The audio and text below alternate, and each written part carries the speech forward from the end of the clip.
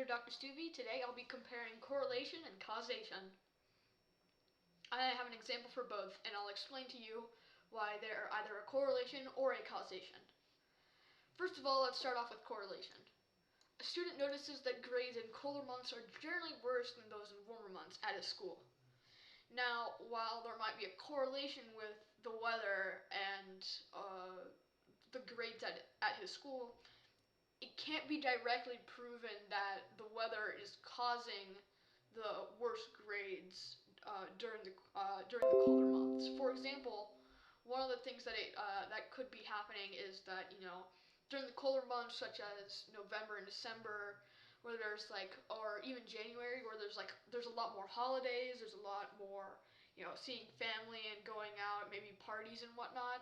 So it might be reasonable to assume that you might be missing a little sleep, you might be staying up a little later, and as a result, probably maybe you're not doing so. Maybe there isn't so much energy or time left for school, hypothetically.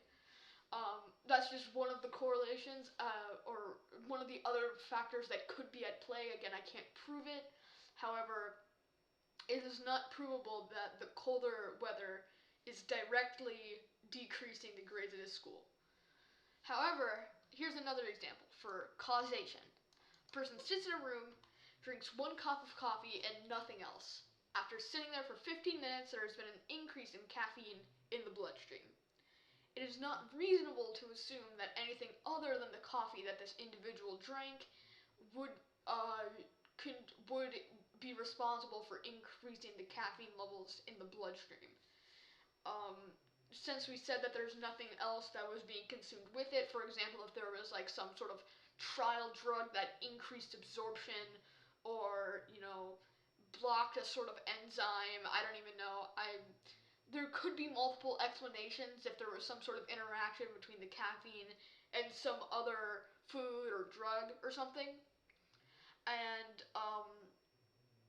but since there's nothing else interacting with it, it is just the coffee, it's unreasonable to assume anything other than the coffee was responsible for increasing that caffeine level.